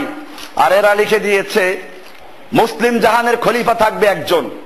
পীর সাহেবরা যে খেলাফত দেন, এটা কোথায় থেকে পাইলেন? সমস্ত খলিফাদের কতল করিতে হইবে। এটা আমি বলছি, আমার বক্তব্য লেখছেন, এটাকে আমি বলেছি? আল্লাহর রাসূল সাল্লাল্লাহু আলাইহি ওয়াসাল্লাম বলেছেন, একজন খলিফা রেখে সব কতল করে দাও। ইনশাআল্লাহ সেই সুযোগই ছিলাম। আল্লাহর রাসূল সাল্লাল্লাহু আলাইহি ওয়াসাল্লাম আরো স্পষ্ট বলেছেন, মিশকাতে অনেকগুলো হাদিস আছে, আপনার এটা বাংলা আছে, মিশকাতের বাংলা 7 নম্বর কোন দেখবেন, বাবুল ইমারাত ওয়াল কাযা, বিচার এবং শাসন পর্ব, এখানে আছে, এই অনেকগুলো হাদিস আছে। তখন এই পীর সাহেবরা বলবে কি, যে না না, এই বয়াত তো আমাদের বয়াত না, এটা রাষ্ট্রীয় বয়াত। কত দেখলে তখন বলবে কি রাষ্ট্রীয় বয়াত। আমি জিজ্ঞেস করতে চাই, তাহলে হাদিসের যতগুলো বয়াত আছে, সেই বয়াত রাষ্ট্রীয় বয়াত না, অন্য তা পাইলে কোথায়? হাদিসের যতগুলো বায়াত আছে তা ছিল আজকে মুসলিম জাতির জন্য ঐক্যের একটা প্রতীক। আল্লাহর রাসূল সাল্লাল্লাহু আলাইহি ওয়াসাল্লাম বলেছেন, যেটা আমরুকুম বিখামসিন, আল্লাহ আমারনি বিহিন্না বিল জামাআ, মুসলিম জাতি ঐক্যবদ্ধ থাকবে। ঐক্যবদ্ধ হলেই সেখানে একজন আমির থাকবে, একজন আমিরকে বায়াত দিবে, বায়াত দিয়ে ক্ষান্ত হবে না। এরপরে বলছেন আবিসসামি'i ওয়াত তাআ, আমিরের কথা শুনতে হবে, মানতে হবে। এরপরে অবিল হিজরত ওয়াল জিহাদ, হিজরত করতে হবে, জিহাদ করতে হবে। এটা হলো দিন কায়েমের পদ্ধতি, দিন কায়েমের রুট। কার দেওয়া? আল্লাহ, আল্লাহ রসুলের দেওয়া। এইটাকে বাদ দিয়ে দিন কায়েমের তরিকা তৈরি করলো নিজেরা, মানব রচিত তরিকা দিয়ে, গণতন্ত্র, সমাজতন্ত্র, রাজতন্ত্র, পীরতন্ত্র, বিভিন্ন তন্ত্র মন্ত্র, এগুলো বাদ দিতে হবে। বলতেছিলাম, মুসা আলাইহিস সালাতু ওয়াস সালাম যখন দেখলেন মুসার বাহিনী, তারা বলল কি, ক্বালা আসহাবু মুসা ইন্না লামুদরাকুন, আমরা তো ধরা পড়ে গেলাম, আমরা তো শেষ হয়ে গেলাম। কাল্লা ক্বালা কাল্লা ইন্না মাইয়া রাব্বি সায়াহদিন। মুসা আলাইহিস সালাম বলেন, না, আমার সঙ্গে আমার রব আছে। ইন্না মাইয়া রাব্বি, আমার সঙ্গে আমার রব আছেন। সায়াহদিন, তিনি নিশ্চয়ই আমাকে রাস্তা বাতলে দিবেন। ফাওহাইনা ইলা মুসা, হ্যাঁ, রব সঙ্গে সঙ্গে সাড়া দিলেন। ফাওহাইনা ইলা মুসা, আমি মুসার কাছে ওহী করলাম, আনিযরিব বিআসাকাল বাহরা, তুমি তোমার লাঠি দিয়ে সমুদ্রে আঘাত করো। ফাকানা কুল্লু ফিরকিন কাত্তাউদিল আযীম। আল্লাহ তাআলা বলছেন যে প্রত্যেকটা ভাগ বিশাল পাহাড়ের মতো পানি ভাগ হয়ে গেল, দুই দিকে দাঁড়িয়ে গেল। আল্লাহ তাআলা রাস্তা করে দিলেন। এ হলো আল্লাহর সঙ্গে থাকার অর্থ। এমনি ভাবে আল্লাহ তাআলা আমাদের রাসূল সাল্লাল্লাহু আলাইহি ওয়াসাল্লাম সম্পর্কে বলেছেন, ইল্লা তানসুরুহু, তোমরা যদি তাকে সাহায্য না করো, ফাকাদ নাসরাহুল্লাহু, নিশ্চয় আল্লাহ তাকে সাহায্য করেছেন। ইয আখরাজাহুল্লাযীনা কাফারু সানিয়া ইসনাইনে, যখন কাফেররা তাকে বের করে দিল, সে ছিল দুজনের দ্বিতীয় জন। সানিয়া ইসনাইনে, দুইজন ছিল কে কে? ইয হুমা ফিল গার, যখন তারা উভয়ে পাহাড়ের একটি গুহায় অবস্থান করছিল। ইয ইয়াকুলু লিসাহিবিহি লা তাহজান, যখন সে তার সাথীকে বলল, লা তাহজান, তুমি চিন্তা করো না, ইন্নাল্লাহা মা'ানা, নিশ্চয় আল্লাহ আমাদের সঙ্গে আছেন। আল্লাহ আমাদের সঙ্গে, এই সঙ্গে থাকার মানে কি ব্যাখ্যা পরিষ্কার দেওয়া আছে। ফাআনজালাল্লাহু সাকিনাতাহু আলাইহি, অতঃপর আল্লাহ তাআলা তার পক্ষ থেকে তার প্রতি প্রশান্তি নাজিল করলেন, সাকিনা নাজিল করলেন। ওয়া আইয়াদাহু বিজুনুদিন লাম তারাউহা, এবং তাকে এমন একদল সৈন্যবাহিনী দ্বারা সাহায্য করলেন যাদেরকে তোমরা দেখোনি, যাদেরকে তোমরা দেখোনি। ওয়া জাআলা কালিমাতুল্লাযীনা কাফারুস সুবলা ওয়া কালিমাতুল্লাহি হিয়াল উলিয়া ওয়া জাআলা কালিমাতাল্লাহিল্লাযীনা কাফারুস সুফলা, এবং তিনি কাফেরদের বাণীকে অতি নিচু করে দিলেন। ওয়া কালিমাতুল্লাহি হিয়াল উলিয়া, এবং আল্লাহর বাণীকে সুউচ্চ রাখলেন। আর আল্লাহ পরাক্রমশালী প্রজ্ঞাপর, আল্লাহু আজিজুন হাকিম, সূরা তাওবার 40 নম্বর আয়াত। এখানেও পরিষ্কার হয়ে গেল আল্লাহ তাআলা মুমিনদের সাথে আছেন, মুমিনদের সাহায্য করবেন। যে আল্লাহকে স্মরণ করে আল্লাহ তাকে স্মরণ করেন। হাদিসে বুখারী হাদিসে পরিষ্কার বলা আছে, আন আবি হুরায়রা রাদিয়াল্লাহু তাআলা আনহু قال قال النبي صلى الله عليه وسلم আনা ইনদা যন্নি আবদি বি, আল্লাহ তাআলা বলছেন, আমার সঙ্গে বান্দা যেরকম ধারণা পোষণ করে আমি তার সঙ্গে সেই ধারণা অনুযায়ী আচরণ করি। ওয়া আনা মাহু, আমি বান্দার সঙ্গে আছি। বান্দার এর মানে কি? ইদা যাকারানি, বান্দা যখন আমাকে জিকির করে স্মরণ করে আমি তার সঙ্গে আছি। ফাইন যাকারানি ফি নাফসিহি, যদি সে আমাকে মনে মনে স্মরণ করে, যাকারতুহু ফি নাফসি, আমিও তাকে আমার মনে মনে স্মরণ করি, একা একা স্মরণ করি।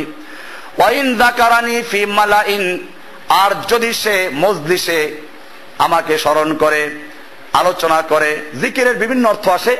জিকিরের এক অর্থ হচ্ছে স্মরণ করা। যে কোনো কাজ করতে গিয়ে আল্লাহকে স্মরণ করা, এর নাম কি? জিকির। জিকির মানে সব জায়গায় আলোচনা করা, বা জিকির বলতে আমরা যেটা বুঝি তা না। জিকিরের তিনটে অর্থ প্রসিদ্ধ, কোরআনে বারবার বলা আছে, ওয়াজকুর ফিল কিতাবে মারইয়াম, কিতাবে মারইয়ামের জিকির করো। আর কি মারইয়াম, মারইয়াম জরব লাগাবো, এই শব্দের জরব। এর মানে কি? আলোচনা করা। জিকিরের মানে হচ্ছে স্মরণ করা। জিকিরের মানে হচ্ছে মুখে আল্লাহর নাম উচ্চারণ করা, যেটা জিকির আমরা এটাও আছে, এটা আমি বাদ দিই নাই। কিন্তু আল্লাহ তাআলা বলছেন, ওয়াইন যাকারানি ফি মালাইন, আর যদি তারা আমার আলোচনা করে কোন মজলিসে, যাকারতু ফি মালাইন খায়রিম মিনহুম, আমি তাদের আলোচনা করিয়েছে ভালো মজলিসে। ওয়া ইন তাকাররাবা ইলাইয়া বিশিবরিন, আর যদি বান্দা আমার নৈকট্যে আমার নিকটে আসে 1 বিঘাত, তাকাররাবতু ইলাইহি যিরান, আমি তার কাছে আসি 1 হাত। ওয়া ইন তাকাররাবা ইলাইয়া যিরান, আর যদি সে আমার কাছে আসে 1 হাত, তাকাররাবতু ইলাইহি বান, আমি তার কাছে আসি 1 বা, এক গোড়া পর্যন্ত হাত, 1 বা। ওয়া ইন আতানি ইয়ামশি, আর যদি সে আমার কাছে হেঁটে আসে, আতাইতু হারওয়ালাতান, আমি তার কাছে দৌড়ে আসি। এ হলো আল্লাহ তাআলার সাথে থাকার অর্থ। সান্নিধ্য নিয়ে আলোচনা করছিলাম। এমনি ভাবে আল্লাহকে যে ভুলে যায়, আল্লাহ তাকে ভুলে যান। কোরআনুল কারীম আল্লাহ তাআলা বলছেন, ফানাসিয়াহুম, ফানাসুল্লাহা ফানাসিয়াহুম। আল্লাহ তাআলা বলছেন ওরা আল্লাহকে ভুলে গেছে, আল্লাহ ওদেরকে ভুলে গেছেন। ইন্নাল মুনাফিকিনা হুমুল ফাসিকুন, সূরা তাওবার 67 নম্বর আয়াত। এমনি ভাবে যে ব্যক্তি আল্লাহর কাছে হেদায়েত চায়, আল্লাহ তাকে হেদায়েত করেন বলা আছে মাইয়াহদিল্লাহুল মুহতাদ। যে ব্যক্তি আল্লাহর কাছে হেদায়েত চায়, আল্লাহ তাআলা তাকে হেদায়েত দিন, হেদায়েত প্রাপ্ত হবে। ওমাই ইউদলিল, আর যে ব্যক্তি পথভ্রষ্ট হবে, ফালান তাজিদা লাহু আউলিয়া মিন দুনিহি, তুমি আল্লাহর ছাড়া তার জন্য কোনো সাহায্যকারী পাবে না। সূরা বনী ইসরাঈলের 97 নম্বর আয়াত। এরকম যারা আল্লাহর বিরুদ্ধে চক্রান্ত করে, আল্লাহ তাদের বিরুদ্ধে চক্রান্ত করেন, কৌশল অবলম্বন করেন। কোরআনের সূরা আলে ইমরানের 54 নম্বর আয়াতে বলা আছে ওমা কারু ওমা কারাল্লাহ আল্লাহু খায়রুল মাকিরিন। তারা আল্লাহর বিরুদ্ধে চক্রান্ত করলো, আল্লাহ তাদের বিরুদ্ধে মকর করলেন, চক্রান্তের জবাব দিলেন। আল্লাহু খায়রুল মাকিরিন, আর আল্লাহ তাআলা হচ্ছেন উত্তম কৌশল অবলম্বনকারী। এরকম সূরা আনফালের 30 নম্বর আয়াতে আছে ওয়াইয ইয়ামকুরু বিকাল্লাযিনা কাফারু লিইউসবিতুকা ওয়া ইয়াকতুলুকা ওয়া ইয়াখরুজুকা। আর যখন কাফেররা তোমাকে নিয়ে ষড়যন্ত্র করছিল, কি ষড়যন্ত্র করছিল? লিইউসবিতুকা, হয়তো তারা তোমাকে বন্দী করবে, আও ইয়াকতুলুকা, অথবা হত্যা করবে, আও ইয়াখরুজুকা, অথবা তোমাকে বের করে দিবে। আল্লাহ বলছেন ওয়ায়ামকুরুনা, আর তারা ষড়যন্ত্র করছিল। ওয়ায়ামকুরুল্লাহু, আল্লাহ ষড়যন্ত্র করেন। আল্লাহু খায়রুল মাকিরিন, আল্লাহ তাআলা হচ্ছেন সবচেয়ে ভালো চক্রান্তকারী, ষড়যন্ত্রকারী। এখানে আল্লাহ ওই শব্দ ব্যবহার করেছেন কি জন্য? ওরা চক্রান্ত করে, আল্লাহ তাআলা ওদেরকে ঢিল দেন যেন এটাও একটা ষড়যন্ত্র, সেই হিসাবে এই শব্দ ব্যবহার করা হয়েছে। নতুবা এটাকে আমরা কৌশল বলি। ওরা চক্রান্ত করে, আল্লাহ তাআলা কৌশল অবলম্বন করেন। মুমিনদের প্রতি আরো অনেকগুলো ওয়াদা আছে। 4 নম্বর ওয়াদা আছে, আল্লাহ তাআলা মুমিনদেরকে রহমত ও বরকত দান করবেন। কোরআনুল কারীম সূরা আরাফের 96 নম্বর আয়াতে আল্লাহ তাআলা বলছেন ওয়ালাউ আন্না আহলাল কুরা আমানু ওয়াত্তাকাউ লাফাতাহনা আলাইহিম বারাকাতিম মিনাস সামাই ওয়াল আরদি ওয়ালাকিন কাযযাবু ফাআখাযনাহুম বিমা কানু ইয়াকসিবুন। আর যদি ওয়ালাউ আন্না আহলাল কুরা আমানু, যদি জনপদ সমূহের অধিবাসীরা ঈমান আনতো এবং তাকওয়া অবলম্বন করত, তাহলে আমি অবশ্যই আসমান ও জমিন থেকে বরকত সমূহ তাদের উপরে খুলে দিতাম। আল্লাহ বলেন বরকত খুলে দিতাম, কিন্তু এই মুমিনরা আমানু শর্ত, আমানু ওয়াত্তাকাও। যদি মুমিনরা আল্লাহকে ভয় করত এবং ঈমান আনতো ঠিক মতো, শিরক মুক্ত, বেদাত মুক্ত, পীরের তরিকা মুক্ত, রাসূলের তরিকা যুক্ত, তাওহীদ ভুক্ত, শিরক মুক্ত যদি ঈমান আনতো, আল্লাহ বলেন লাফাতাহনা আলাইহিম বারাকাতিম মিনাস সামাই ওয়াল আরদি, আমি তাদের জন্য আসমান সমূহ থেকে এবং জমিন থেকে বরকতের দরজা সমূহ খুলে দিতাম। এখন আল্লাহ দিতে পারেন। আল্লাহ তাআলা এরপরে সূরা আলে ইমরানের 152 নম্বর আয়াতে বলছেন ওয়ালাকাদ সাদাকাকুমুল্লাহু ওয়াদাহু, আল্লাহ তাআলা খালি ওয়াদা করেন না, ওয়াদা পূরণ করেছেন। আল্লাহ তাআলা তোমাদের কাছে যে ওয়াদা করেছেন তা সত্যে পরিণত করেছেন। ইজতাহুসুনাহুম বিইজনিহি, যখন তোমরা তাদেরকে হত্যা করেছিলে আল্লাহর নির্দেশে, আল্লাহর নির্দেশে যখন তাদেরকে হত্যা করেছিলে।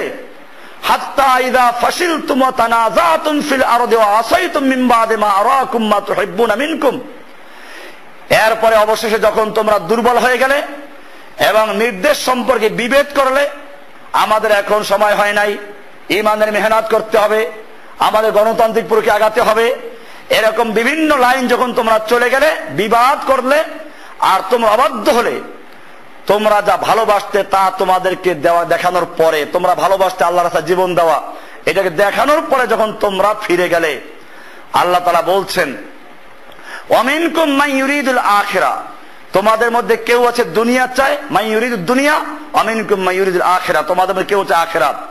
এরপর আল্লাহ বলছেন সুম্মা সারাফাকুম আনহুম, তারপর আল্লাহ তোমাদেরকে তাদের থেকে ফিরিয়ে দিলেন যাতে তিনি তোমাদেরকে পরীক্ষা করেন। লিয়াবতালিয়াকুম ওয়ালাকাদ আফা আনকুম আল্লাহু যু ফাদলিন আলাল মুমিনিন, আল্লাহ বলছেন আল্লাহ তোমাদের ক্ষমা করে দিয়েছেন, আল্লাহ মুমিনদের প্রতি অনুগ্রহশীল। এরকম ভাবে আল্লাহ সুবহানাহু ওয়া তাআলা মানুষের যতটুকু চায় তার চেয়ে বেশি দেয়। মূসা আলাইহিস সালাম সম্পর্কে আল্লাহ কোরআনে বলছেন সূরা তাহা 10 নম্বর আয়াতে ইজরা নারান ফাকাল লিআহলিহিম কুসু ইন্নী আনাস্তু নারান লাআল্লি আতিকুম মিনহা বিকাবাসিন আও আজিদু আলান নারি হুদা। মূসা আলাইহিস সালাতু ওয়াস সালাম মরুভূমি পাড়ি দিচ্ছেন মিশরে যাবার জন্য, পথ হারিয়ে গেলেন। অন্ধকার শীতের রাত্র। তার পরিবারকে বললেন, তোমরা একটু অপেক্ষা করো এখানে, আমি আগুন দেখতে পেয়েছি, আশা করি তোমাদের জন্য তা থেকে কিছু জ্বলন্ত আঙ্গার নিয়ে আসতে পারবো, অথবা আগুনের নিকট পথ নির্দেশ পাবো। কারণ এটা বাস্তব যে আগুন দেখলে সেখানে মানুষ আছে, মানুষের কাছে গেলে আগুন নিয়ে আসা যাবে, নতুবা কমপক্ষে ওখান থেকে আমরা মিশর যাওয়ার রাস্তাটা খুঁজে পাবো। উনি গেলেন রাস্তা খুঁজে পাওয়ার জন্য, রাস্তার পথ খুঁজে পেলে যথেষ্ট। কিন্তু আল্লাহ তাআলা তাকে ওখানে যাওয়ার পর কি দিলেন? শুধুমাত্র দুনিয়ার রাস্তা, মিশরের রাস্তা দেখান নাই, আল্লাহ তাআলা তাকে জান্নাতের রাস্তা দেখিয়ে দিয়েছেন। কোরআনুল কারীমে আছে যেটা, লাআল্লি আতিকুম মিনহা বিকাবাসিন, আমি একটু আঙ্গার নিয়ে আসবো, আও আজিদু আলান নারি হুদা, অথবা ওখান থেকে আগুন দেখে যেখানে লোক আছে আমি রাস্তার সন্ধান নিয়ে আসবো। কিন্তু আল্লাহ সুবহানাহু ওয়া তাআলা মূসা আলাইহিস সালাতু ওয়াস সালামকে শুধু রাস্তার সন্ধান দেন নাই, বরং জান্নাতের সন্ধান দিয়েছেন, ওহী নাযিল করে দিলেন। সুবহানাল্লাহি ওয়া বিহামদিহি। মানুষ যতটুকু চায় আল্লাহ তাআলা তার চেয়ে বেশি দান করেন। আমি সেটা বলছিলাম, বারাকাত, আল্লাহর রহমত এবং বারাকাত।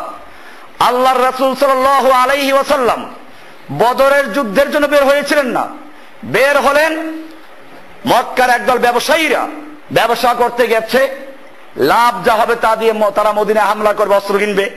এসব পরিকল্পনা যখন আল্লাহর নবী জানতে পারলেন, সাহাবায়েদেরকে নিয়ে বের হলেন ওই ব্যবসায়ী কাফেলাকে আক্রমণ করার জন্য, তাদের মাল লুট করে নিয়ে আসার জন্য, যাতে করে তারা মক্কায় মুসলমানদের যে সম্পদ নষ্ট করেছে, দখল করেছে, তার বদলা হয়ে যায়, এবং তারা যে মুসলিমদের বিরুদ্ধে যুদ্ধের প্রস্তুতি নিচ্ছে তাদের শক্তি ভেঙে যায়।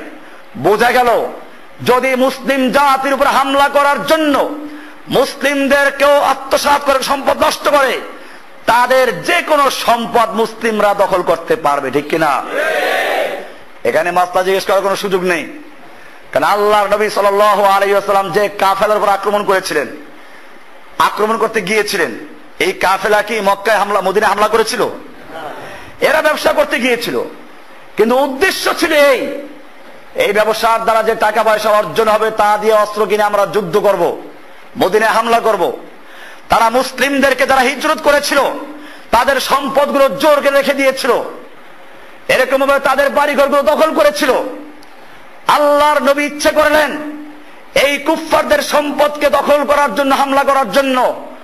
বোঝা গেল আজকেও যে কুফফাররা আফগানিস্তানে মুসলিমদেরকে হত্যা করছে, মুসলিমদের সম্পদ লুণ্ঠন করছে, ফিলিস্তিনে মুসলিমদের বাড়িঘর দখল করছে, হত্যা করছে, লুণ্ঠন করছে, ধর্ষণ করছে, কাশ্মীরে যারা মুসলিমদের সম্পদ নষ্ট করছে, তাদের সম্পদ, তাদের জানমাল দুনিয়ার যে কোনো জায়গায় পাওয়া যাবে, সেখানে তাদের জন্য হালাল হয়ে যাবে। তাদের মাল দখল করা যাবে, তাদের বাড়িঘর দখল করা যাবে, তাদেরকে হত্যা করা যাবে। কারণ আল্লাহ কোন হুকুম দিয়েছেন, কাতিলুহুম কাফাতান কামা ইউকাতিলুনাকুম কাফা। তারা যেরকম তোমাদেরকে সামগ্রিকভাবে হত্যা করছে, তোমরা ওদেরকে সামগ্রিকভাবে হত্যা করো। আজকে মুজাহিদিনরা যদি ভুলেও কোনো জায়গায় কুফফারদের শিশুদের উপর হামলা করে বা কোনো একটা মেয়ে লোক মারা যায়, পুরা দুনিয়া তোলপাড় সৃষ্টি হয়, আর আমাদের একদল আলেমরা তখন ফতুয়া দেয় যেটা ঠিক কাজ করে নাই, এটা অন্যায় করেছে। আর যখন কুফফারেরা মুসলমানদের শিশুদের বুকটাকে গুলি করে ঝাঁঝরা করে দিচ্ছে, মুসলিম মা বোনদেরকে পালাক্রমে ধর্ষণ করছে, তখন আর ফতুয়া থাকে না। কারণ এই শিশুগুলো তার নিজের শিশু না, কারণ এই স্ত্রীগুলো, এই মহিলাগুলো তার নিজের স্ত্রী বা নিজের মেয়ে না। তোমার নিজের মেয়েকে যদি কোনো ব্যক্তি ধরে নিয়ে যেত, ধর্ষণ করত, তোমার নিজের মেয়েকে যদি কোনো ব্যক্তি হত্যা করত, তখন তুমি নিশ্চয়ই আর কোনো ফতুয়া তালাশ করতে না, বরং তোমার যা কিছু তা দিয়ে আক্রমণ করতে, ঠিক কিনা? বোঝা গেল নিজের বোন যদি এরকম হয়, নিজের মা বোনকে ধর্ষণ করলে তোমার মধ্যে স্পৃহা চলে আসে, তাহলে জেনে রাখো কাশ্মীরে যাদেরকে হত্যা করে তারা আমাদের বোন, ফিলিস্তিনে যাদেরকে হত্যা করো তারা আমাদের বোন, না আফগানিস্তানে যাদেরকে হত্যা করে তারা আমাদের মা বোন, যাদেরকে হত্যা করে ইহুদি খ্রিস্টানরা তাদের মুখে পেশাব করে দিল তারা আমাদের ভাই। তোমার ভাইকে রক্ষা করার জন্য যেরকম তুমি যুদ্ধ করতে প্রস্তুত, আমরা আমাদের ভাইদের রক্ষা করার জন্য, ভাইদের ইজ্জতের জন্য, ভাইদের সম্মানের জন্য, মা বোনদের ইজ্জতের জন্য আমরাও যুদ্ধ করতে রাজি। ঠিক এইরা আমার, সেজন্য মুজাহিদিনরা জিহাদ করছেন। মুজাহিদিনদের উদ্দেশ্য বুঝতে হবে। আজকে ঘরে বসে ফতুয়া দেয়, তোমার এই ফতুয়া মুজাহিদিনরা কানের ধারে কাছেও নেয় না। মুজাহিদিনরা তোমাদের এই ফতুয়াদের বসে হয় নাই। মুজাহিদিনরা জীবন দেয় কার জন্য? ফতুয়া নেয় কোরআন হাদিস থেকে, কোন মুফতির ফতুয়ার দিকে তারা মুহতাজ না। ফতুয়া দেয় কার থেকে? যাই হোক, বলছিলাম আল্লাহ সুবহানাহু ওয়া তাআলা মুমিনদেরকে ওয়াদা করেছেন, ওয়ালাউ আন্না আহলাল কুরআ আমানু ওয়াত্তাকাউ, যদি মুমিনরা, আহলে কুরআ, জনপদের লোকেরা, বাংলাদেশের লোকেরা, ফিলিস্তিনের লোকেরা, কাশ্মীরের লোকেরা, দুনিয়ার সমস্ত মুমিনরা, আল্লাহ বলছেন আমানু, যদি ঈমান আনে, ওয়াত্তাকাউ, এবং তারা আল্লাহকে ভয় করে চলে, দুনিয়ার আর কোন শক্তিকে ভয় না করে, আল্লাহ বলছেন লাফাতাহনা আলাইহিম বারাকাতিম মিনাস সামাই ওয়াল আরদে, সূরা আরাফের 96 নম্বর আয়াত, আমি তাদের জন্য আসমান সমূহ থেকে এবং জমিন থেকে বারাকাতের দরজা খুলে দিতাম। লাফাতাহনা আলাইহিম, সে অপেক্ষা আমাদের থাকতে হবে। আল্লাহর রাসূল সাল্লাল্লাহু আলাইহি ওয়াসাল্লাম বের হলেন একটা ব্যবসায়ী কাফেলাকে আক্রমণ করার জন্য। সাহাবায়ে কেরাম আনন্দেই ছিলেন, কিন্তু আল্লাহ রাব্বুল আলামিন তাদেরকে কয়েকটা খালি গনিমতের মাল দিয়ে শেষ করতে চাচ্ছেন না। আল্লাহ তাআলা তাদেরকে একটা সশস্ত্র বাহিনীর বিরুদ্ধে যুদ্ধে লাগিয়ে দিলেন। সেই যুদ্ধে তারা কল্পনাও করে নাই এত বড় বিশাল সৈন্যদের বিরুদ্ধে আমরা কেমনে বিজয় লাভ করব। আল্লাহ তাআলা ওয়াদা করলেন, ওয়াইয ইয়াইদুকুমুল্লাহু ইহদাত তাইফাতাইনি আন্নাহা লাকুম, সূরা আনফালের 7 এবং 8 নম্বর আয়াত পড়বেন। আল্লাহ তাআলা বলছেন, স্মরণ করো সেই সময়কে যখন আল্লাহ তোমাদেরকে দু দলের একটির ওয়াদা দিয়েছিলেন, তোমরা দুইটা দলের একটা পেয়ে যাইবা, নিশ্চয়ই তা তোমাদের জন্য হবে, তোমাদের হাতে এসে গেছে। আন্নাহা লাকুম ওয়া তাওয়াদ্দুনা আন্না গায়রা যাতিশ শাওকাতে তাকুনু লাকুম, তোমরা তো ইচ্ছে করেছিলে, কামনা করতে, অস্ত্রহীন দলটি যেন তোমাদের জন্য হয়, ব্যবসায়ী কাফেলা, ওইটা যেন আমরা যুদ্ধ করি, ওটা ধরে নিয়ে আসি। কিন্তু আল্লাহ তাআলা কি চাইলেন? ওয়ায়ুরিদুল্লাহু আন ইউহিক্কাল হাক্কা বিকালিমাতিহি ওয়া ইয়াকতা'a দাবিরাল কাফিরিন, কিন্তু আল্লাহ চাচ্ছিলেন তার কালিমা সমূহ দ্বারা সত্যকে সত্য প্রমাণ করবেন এবং কাফেরদের মূল কেটে দিবেন। ওয়া ইয়াকতা'a দাবিরাল কাফিরিন, কাফেরদের মূল, তাদের শিকড় কেটে ফেলবেন। লিইউহিক্কাল হাক্কা ওয়া ইউবতিলাল বাতিলা, আল্লাহ বলছেন তিনি সত্যকে সত্য প্রমাণিত করবেন এবং বাতিলকে বাতিল করবেন। এই জন্য তিনি কাজটা করেছেন। ওয়ালাউ কারিহাল মুজরিমুন, যদি অপরাধীরা, দুনিয়ার সমস্ত মুনাফিকরা, কাফেররা, অথবা যারা বলে যে আমরা ঈমানের মেহনত করব, ঈমানের মেহনত করলে সব মুমিন হয়ে গেলে আর যুদ্ধ লাগবে না, অথবা যারা বলে আমরা গণতান্ত্রিক প্রক্রিয়ায় ইসলাম কায়েম করব, আল্লাহ বলছেন ওয়ালাউ কারিহাল মুজরিমুন, যদি অপরাধীরা এটা অপছন্দ করে, তারপরে আল্লাহ তাআলা এটা করেই ছাড়বেন। বিজয় দান করলেন কে? আমি সেজন্য বলছিলাম যে মুমিনরা যদি সত্যিকার অর্থে আল্লাহর উপর ঈমান রাখতে পারে, আল্লাহ সুবহানাহু ওয়া তাআলা অঙ্গীকার করেছেন বারাকাত দিবেন। সেই বারাকাত কত দিবেন? মানুষ যা কল্পনাও করতে পারে না তার চেয়ে বেশি দিবেন, ঠিক কিনা? এই যুদ্ধে আল্লাহ তাআলা সশস্ত্র বাহিনীর বিরুদ্ধে যুদ্ধে বিজয় দান করলেন, গনিমত দিলেন, কুফফারদের শিকড় ভেঙে দিলেন, আবু জাহেল সহ 70টা কাফেরকে হত্যা করা হলো, 70টা বন্দী করে মুসলমান নিয়ে আসলেন। সুবহানাল্লাহ বিহামদিহি। বিজয় দান করেছেন কে? যে আল্লাহ তাআলা ওই বিজয় দান করলেন, তিনি ওয়াদা করছেন তোমরা এখনো ঠিক হলে আমি তোমাদের সেই বিজয় দান করব। এরকম ভাবে আমরা 25টা ওয়াদা নিয়ে আলোচনা সিরিয়াল ভাবে করছি। 4 নম্বর ওয়াদা বন্ধু শেষ হলো। 5ম ওয়াদা আছে যেটা খুব গুরুত্বপূর্ণ। আল্লাহ তাআলা এরপরে বলছেন আল্লাহু ওয়ালিয়ুল মুমিনিন। আগামী সপ্তাহে ইনশাআল্লাহ আলোচনা ভাই। আল্লাহ সুবহানাহু ওয়া তাআলা আমাদের সকলকে বিষয়গুলোকে বুঝার এবং আমল করার তৌফিক দান করুন। আমিন। ওয়া সাল্লাল্লাহু তাআলা আলা নবিয়িনা মুহাম্মাদ ওয়া আলা আলিহি ওয়া সাহবিহি আজমাইন।